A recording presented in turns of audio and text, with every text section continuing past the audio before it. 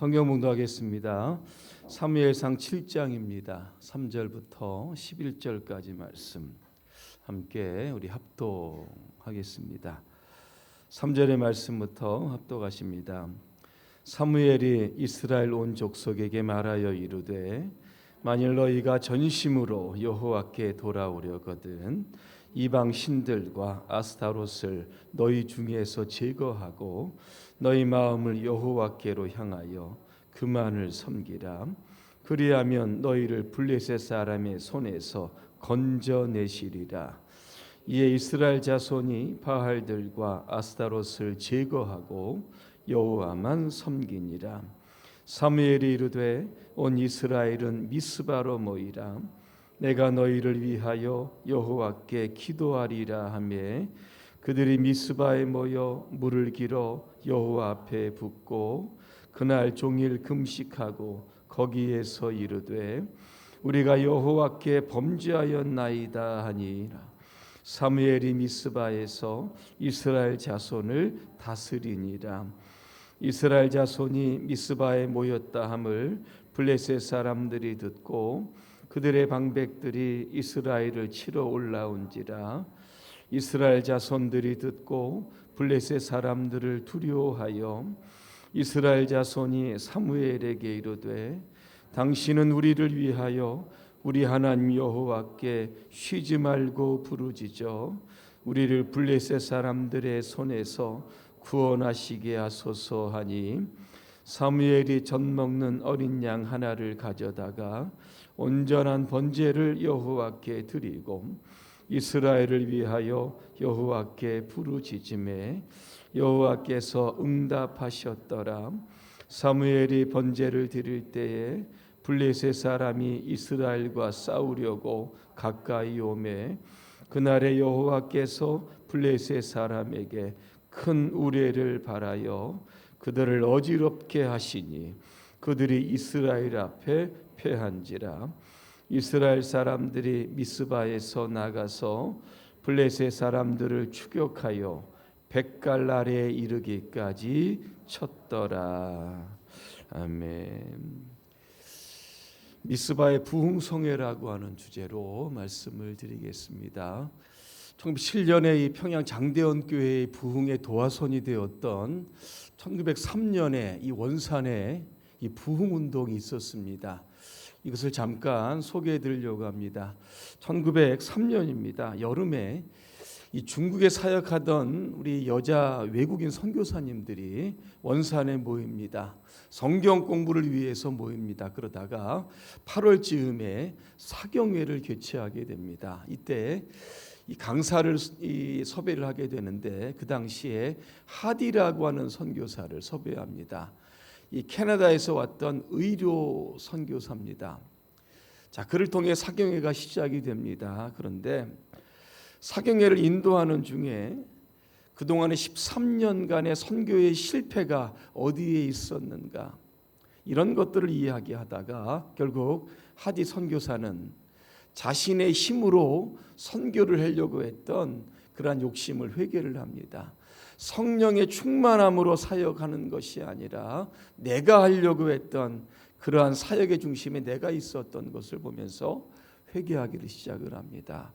그 회개가 이제 집회에 참석했던 모든 사람들의 회개로 번져가기를 시작을 했던 겁니다. 이 부흥운동이 전국적으로 확산이 되었던 겁니다. 이게 도화선이 되어서 오늘 영상에 보셨던 것처럼 1907년에 평양 장대원 교회에서 부흥회가 있었던 겁니다. 1월 14일입니다. 저녁부터 15일 저녁 2시까지 600명의 사람들이 마룻바닥에 모여서 철야 기도를 하게 됩니다. 이때 길선주 장로님이 나옵니다. 설교 대신에 자신의 죄를 고백하기를 시작을 했던 겁니다. 회개의 포문이 열리니까 저마다 가지고 있었던 그러한 죄를 하나둘씩 토로하기를 시작하게 됐던 겁니다. 한 가지 여기에서 또 특별한 일이 있습니다. 평양 시내에 영문이라고 하는 근처에 방은덕이라고 하는 그 당시 순포라고 하는데 경찰관입니다. 이 방은덕이라고 하는 사람이 장대원 교회에서 수많은 사람들이 죄를 그렇게 토설한다라고 하는 이야기를 듣고 잘됐다, 내가 거기에 가서 죄인들을 잡아서 좀 실적으로 올려야겠다라는 생각으로 이제 암행순찰하는 방식으로 집회에 참여하게 되었던 겁니다. 그런데 그날 우리 길선주 장로님의 이 설교 제목이 뭐냐면 지옥을 취하랴 천당을 택하랴, 이런 제목이었다고 합니다. 이 길목사님 이런 설교를 합니다. 물질을 도둑한 사람은 잡을 수 있지만 마음에 도사리고 있는 죄는 다스릴 수 없다. 죄 있는 마음은 지옥이요 회개하는 마음은 천당이다 그랬습니다. 그 설교를 듣고 이 방은덕 이 경찰관이 갑자기 설교하는 도중에 일어납니다. 그러면서 이렇게 이야기를 합니다. 선생님, 이 죄인도 용서를 받을 수 있겠습니까? 저는 천당에 와서 죄인을 잡으려 했던 방순포 죄인입니다. 저를 용서해 주십시오. 이렇게 대성통곡을 하였다고 합니다. 그날로 이 방순덕은 순포직을 그만두고 자신의 고향이었던 이 맹산군으로 돌아가서 맹산교회를 설립했다고 합니다. 그 당시 주로 외국인 선교사들이었는데 이런 회개의 장면을 보면서 이런 이야기를 하게 됩니다. 마치 감옥의 지붕이 열린 것 같았다. 살인, 강간 등 상상할 수 없는 엄청난 죄들이 고백되었다 그랬습니다. 이 장대원 교회 이 부흥회가 결국 평양 시내를 발칵 뒤집어 놓게 되었던 겁니다. 그리고 여러 지역에서 담당해서 했던 선교사들이 이제 전국적으로 퍼져나가면서 이 열기를 확산을 시켰던 겁니다. 예를 들면 윌리엄 스왈론이라고 하는 선교사는 광주로 내려가게 됩니다. 윌리엄 헌트라고 하는 선교사는 대구로 또 내려오게 됩니다. 평양 시내 학생들 역시 충청남도, 전라남도로 흩어져서 이 부흥의 열기를 확산을 시키게 됩니다. 또 1907년에는 이기풍 선교사님 결국 제주도로 가서 선교하게 되었던 겁니다. 1913년에는 중국의 산둥성으로 또 선교사가 파송이 되어서 해외 선교가 본격적으로 진행이 되었던 겁니다. 여러분, 부흥이 무엇입니까? 교세나 재정이나 어떤 교회가 커지는 것, 이것만을 의미하지는 않습니다. 이것은 부흥의 결과이지 부흥은 아닙니다. 부흥이 무엇인가? 하나님을 만나는 겁니다. 죄인인 내가 거룩하신 하나님을 만나고 그 앞에 우리의 모든 죄악들을 다 쏟아내는 겁니다. 사도 바울이 예수 믿고 고백한 것이 있습니다. 나는 죄인 중에 괴수입니다. 이런 고백을 합니다. 죄인 중에 우두머리다. 내가 가장 악한 죄인이다. 그렇게 그는 회개하고 결국 하나님께 쓰임받게 됩니다. 오늘 본문의 배경을 좀 말씀드리려고 합니다. 이스라엘 역사의 초기를 보면 두 시대로 나누게 됩니다. 하나는 이가봇의 시대와 에베네셀의 시대로 우리가 나눌 수 있습니다. 이가봇의 시대는 엘리 선지자가 사역했던 그런 시대입니다. 엘리 선지자가 나이가 90이 넘으니까 제사장의 사역을 감당할 수 없는 겁니다. 그래서 두 아들이었던 홈니와 비느하스에게 제사장직을 물려주게 되었던 겁니다. 그런데 이 두 아들은 사고뭉치였습니다. 성경에 보니까 불량자였다 그랬습니다. 하나님께 드릴 제일 좋은 이 재물을 중간에 슬쩍 빼서 자기들이 먹습니다. 성전에서 수종드는 여인들과도 동침했다라고 하는 기록이 성경에 나와 있습니다. 또한 엘리는 기도하지 않았습니다. 여러분, 한나 아실 겁니다.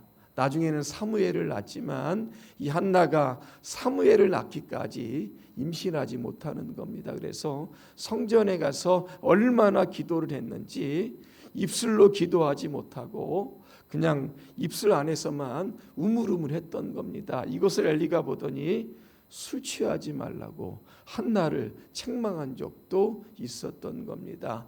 엘리라고 하는 제사장의 직분의 가장 중요한 것이 하나님 앞에 엎드려 기도하는 것인데, 간절한 기도를 술 취한 기도로 이게 잘못 인식할 정도로 그 시대 엘리를 보면 이스라엘 백성들 역시 기도하지 않았다라고 하는 것을 알게 되는 겁니다. 또 이가봇 시대에는 하나님의 말씀이 희귀했다 그랬습니다. 하나님이 말씀해 주시지 않는 시대가 되었던 겁니다. 제단은 있는데 기도가 없고 말씀이 없는 겁니다. 제단의 불이 꺼진 신대입니다. 그러니까는 성도들의 심령들이 다 냉랭해지고 영적으로 침퇴된 그러한 시대가 바로 이가봇의 시대였던 겁니다. 이때 블레셋이 이스라엘을 침공을 하게 됩니다. 이때 홈리와 비느하스가 하나님의 언약궤를 메고 전쟁터로 나아가게 됩니다. 하나님의 언약궤가 뭡니까? 하나님의 임재의 상징입니다. 하나님을 모시고 나가면 전쟁에서 승리할 것이다 라고 하는 생각으로 나갔지만 결국은 전투에서 지게 됩니다. 왠지 아십니까? 이미 하나님은 이스라엘 백성들에게서 떠났기 때문입니다. 아무리 수십 개 수백 개의 언약궤를 메고 전쟁터에 간들 그 언약궤는 아무런 소용이 없었던 겁니다. 이 전쟁터에서 홈리와 비느하스가 죽게 됩니다. 또 하나님의 언약궤가 블레셋 사람들에게 빼앗기게 되었던 겁니다. 98세 된 엘리가 전쟁터에서 두 아들이 죽었다라고 하는 소식을 듣고 의자에 앉아 있다가 뒤로 넘어져서 목이 부러져서 죽게 됩니다. 엘리의 자부되어 있던 이 비느하스의 아내는 남편의 전사 소식을 듣고 아이를 이렇게 낳게 됩니다. 결국 아이를 낳은 후에 자기도 죽게 됩니다. 그 아이의 이름이 뭔지 아십니까? 이가봇입니다. 뜻은 하나님의 영광이 떠났다는 겁니다. 자, 이가봇 시대의 특징이 있습니다. 여러분 뭡니까? 말씀이 없습니다. 이가봇 시대에 기도가 없습니다. 이가봇 시대에 하나님의 영광이 떠났던 겁니다. 그러다 보니까 나라가 블레셋 사람들에 의해서 침공을 받아서 멸망 직전에 다가갔던 겁니다. 아이를 낳다가 부인이 죽어가는 불행과 비극이 끊임없이 이스라엘 땅에서 일어나게 되었던 겁니다. 이 이가봇의 시대를 에벤에셀의 시대로 바꾸어 갔던 사람이 있었던 겁니다. 바로 사무엘이라고 하는 선지자입니다. 여러분 에벤에셀이라고 하는 것이 무슨 뜻입니까? 하나님께서 여기까지 우리를 도우셨다라고 하는 겁니다. 부흥이 무엇인가? 이가봇의 시대, 이것을 에벤에셀의 시대로 바꾸어가는 것이 바로 부흥인 겁니다. 사무엘은 어떻게 이스라엘의 영적인 부흥을 이끌었는지 오늘 본문에 보면 몇 가지로 우리 가운데 교훈하고 있습니다. 첫째로 부흥이라고 하는 것이 무엇일까? 우상을 버리고 우리의 마음을 하나님께로 향하고 하나님만을 섬기는 것, 여기에서 바로 부흥이 시작되는 겁니다.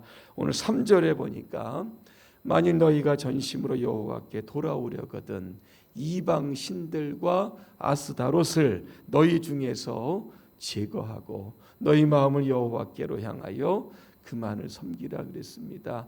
왜 이가봇 시대 이스라엘 백성들이 영적으로 이렇게 쇠락했을까? 그 이유가 여기에 나옵니다. 한쪽으로는 하나님을 섬기고 한쪽으로는 바알과 아스타롯이라고 하는 이방신을 섬겼기 때문입니다. 바알과 아스타롯은 가나안의 신들입니다. 가나안 땅에 비를 주고 풍요를 준다고 믿었던 그러한 신들입니다.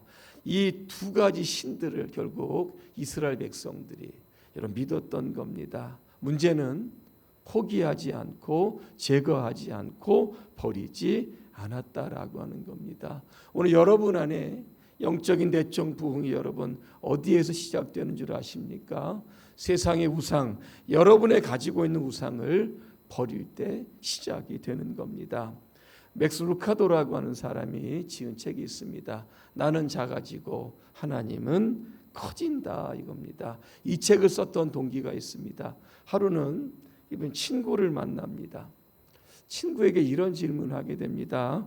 우리 하나님은 당신에게 무엇을 가르쳐주고 계십니까? 그랬더니 그 친구가 이렇게 반문을 합니다.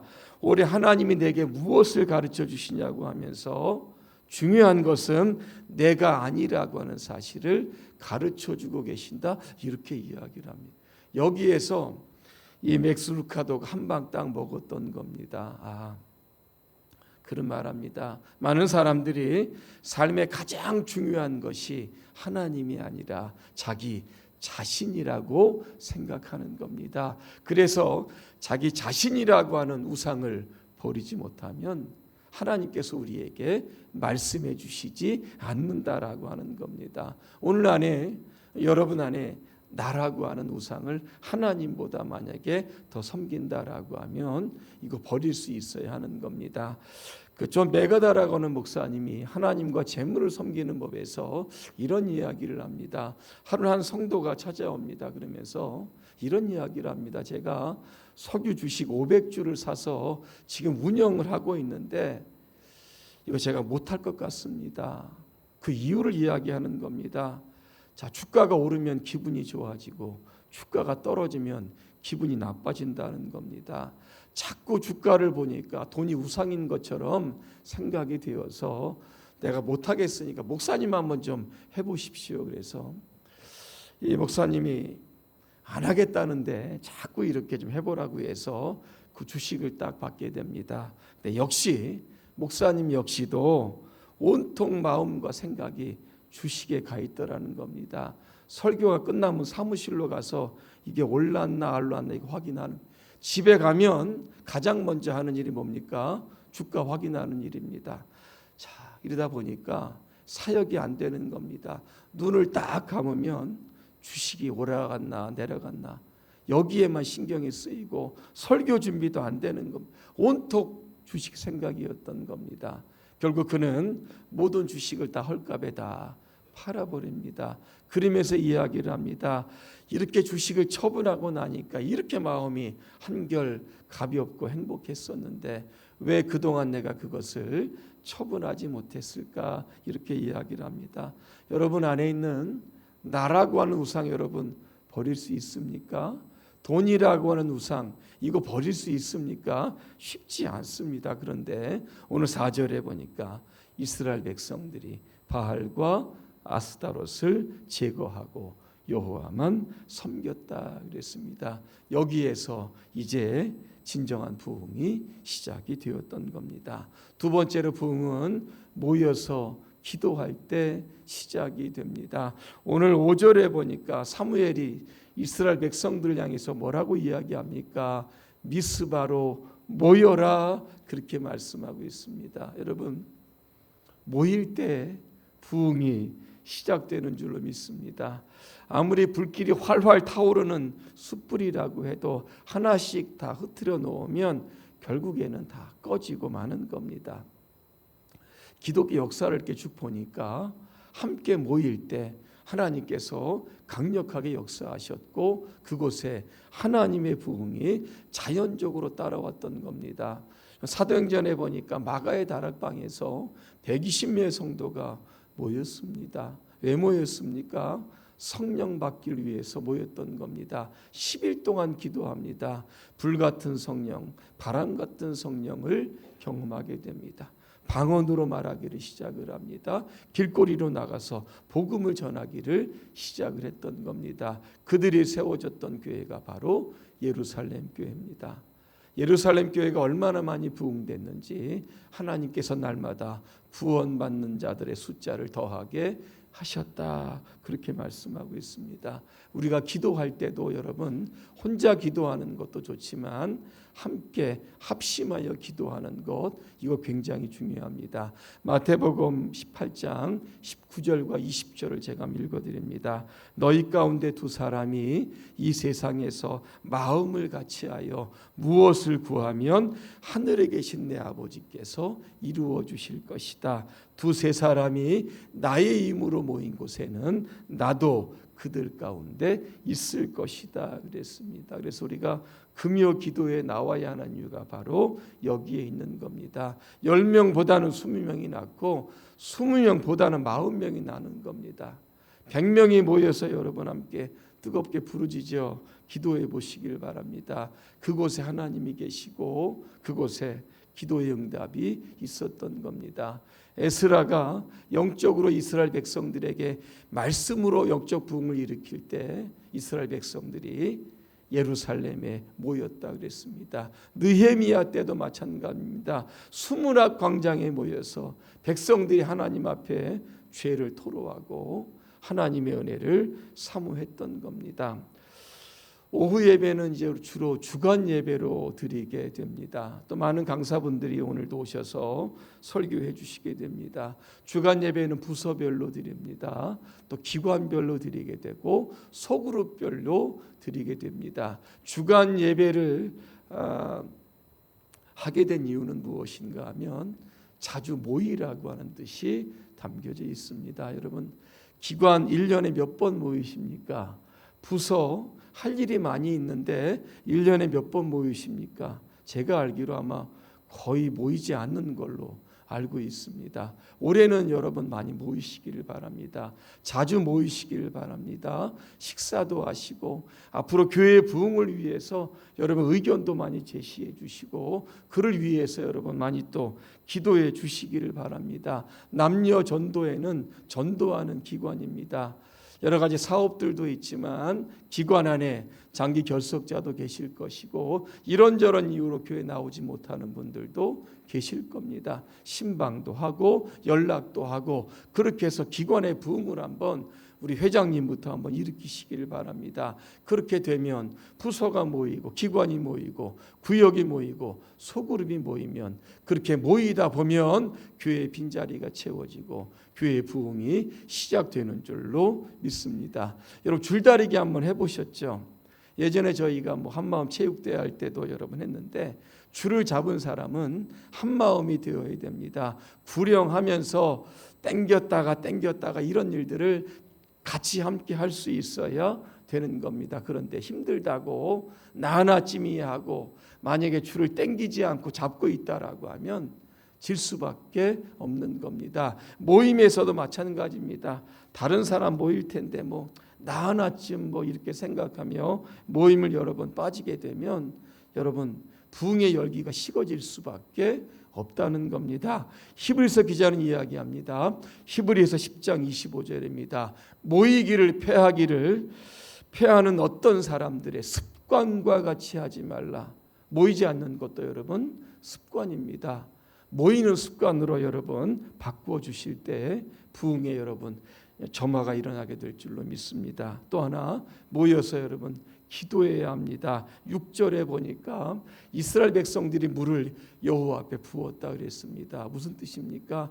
안에 있었던 그동안에 하나님을 섬기지 못하고 이방신들을 섬겼던 이런 것들을 하나님 앞에다 물을 쏟듯 회개했다라고 하는 뜻입니다. 또 하나 그들은 금식합니다. 이 원어의 뜻을 보니까 입을 닫는 겁니다. 뭡니까? 음식물을 먹지 않겠다는 겁니다. 내가 죽음은 죽을지언정 나 자신을 하나님 앞에 철저히 내려놓고 하나님께만 용서를 구하겠다. 이래서 그들은 금식합니다. 그리고 회개를 했던 겁니다. 여러분 회개가 뭡니까? 단순히 자신의 잘못을 인정하는 것 이거 회개 아닙니다. 인정했다라고 하면 삶의 변화까지 이루어지는 것 이게 바로 진정한 회개입니다. 그래서 회개에는 책임이 따르게 되는 겁니다. 오늘 이스라엘 백성들이 미스바에 모였습니다. 그리고 오늘 여호와께 범죄하였다고 오늘 그들은 회개를 했던 겁니다. 구체적으로 무엇일까? 블레셋이 자꾸 이스라엘 공격하는 이유가 어디에 있었는지 여러분 아십니까? 하나님을 버리고 이방신들을 버리니까 하나님께서 블레셋이라고 하는 나라를 막대기로 사용해서 이스라엘 백성들을 쳤던 겁니다. 이거를 깨닫게 되니까 회개가 시작되기 되었던 겁니다. 블레셋의 침공은 바로 나의 잘못이었다. 그러면서 그들이 회개를 시작을 했던 겁니다. 여러분 1900년도 초에 웨일스 지방에 부흥이 운동이 있었습니다.